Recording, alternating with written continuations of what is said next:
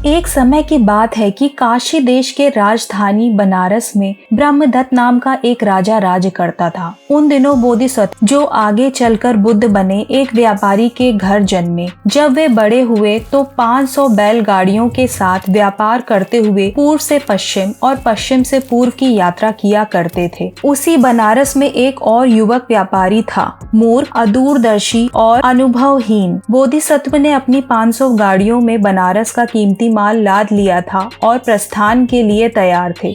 वही तैयारी उस मूर्ख व्यापारी ने भी कर ली थी। बोधिसत्व ने सोचा, अगर यह मूर्ख व्यापारी मेरे साथ साथ यात्रा करेगा और कुल मिलाकर 1000 गाड़ियां एक साथ चलेंगी तो रास्ते में लकड़ी, पानी, घास और अन्य संसाधनों की भारी कमी हो जाएगी। हमें अलग अलग जाना चाहिए। अतः उन्होंने उस व्यापारी को बुलाया और कहा, हम दोनों साथ साथ नहीं चल सकते, क्या तुम पहले जाना चाहोगे या पीछे? मूर्ख व्यापारी ने सोचा, अगर मैं पहले जाऊंगा तो रास्ता अच्छा मिलेगा, मेरी गाय ताजी घास खाएंगी, मेरे आदमी अच्छे हरे साग सब्जियां चुन पाएंगे, पानी ताजा मिलेगा और मुझे वस्तुओं के बदले मूल्य तय करने में सुविधा होगी। उसने कहा, मैं पहले चलना पसंद करूंगा। बोधिसत्व ने भी पीछे चलने के लाभ सोचे।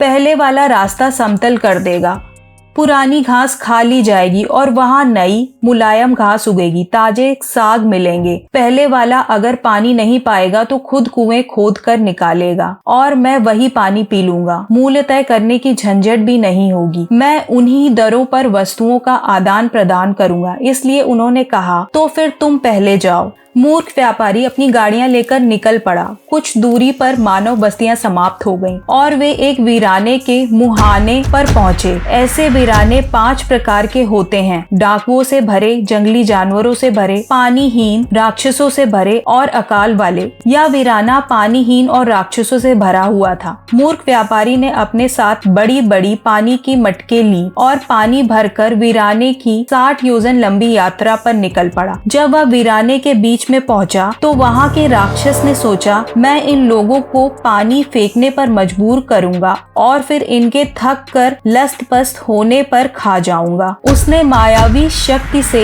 एक रथ और सफेद बैल बनाए, साथ में 10-12 हथियारबंद राक्षस दिखाए, सभी भीगे हुए कमल और जल लिल के फूलों से सजे हुए, जैसे वे अभी अभी जलाशयों से आए हों। उसने व्यापारी से कहा कि आगे वर्षा हो रही है, रास्ते में कई जलाशय हैं, अब पानी ढोने की कोई जरूरत नहीं, इसलिए अपने मटके तोड़ दो और आगे बढ़ो।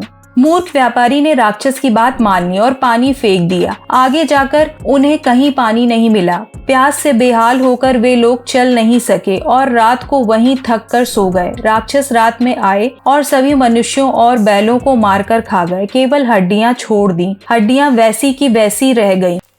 बोधिसत्व ने उसके 6 सप्ताह बाद यात्रा शुरू की। उन्होंने भी मटके में पानी भरा और अपने लोगों से कहा, बिना मेरी अनुमति के एक बूंद पानी भी खर्च मत करना, कोई अज्ञात फल, फूल या पत्ता मत खाना। और वे वीराने की ओर बढ़े। बीच रास्ते में वही राक्षस वैसी ही लीला रचकर आए, लेकिन बोधिसत्व ने पहचान लिया, इस वीराने में पानी नहीं है। यह आदमी परछाई नहीं डाल रहा, इसकी आंखें लाल हैं, यह जरूर राक्षस है। उन्होंने उसे डांट दिया, हम मूर्ख नहीं है कि बिना पानी देखे उसे फेंक दें। बोधिसत्व के साथी भी राक्षस की लीला से प्रभावित हुए, लेकिन बोधिसत्व ने तर्कपूर्ण उन्हें समझाया कि ना वर्षा की हवा आई है, ना बादल दिखे हैं, ना बिजली चमकी, ना गरज सुनाई दी, ये सब राक्षस हैं। थोड़ा आगे बढ़ने पर उन्हें मूर्ख व्यापारी की गाड़ियां और हड्डियां मिल गईं। बोधिसत्व ने गाड़ियां घेरे में लगाई, रात को पहरा दिया और सुबह श्रेष्ठ गाड़ियां व कीमती सामान चुनकर यात्रा पूरी की और सफलतापूर्वक घर लौटे, बिना एक भी आदमी को खोए।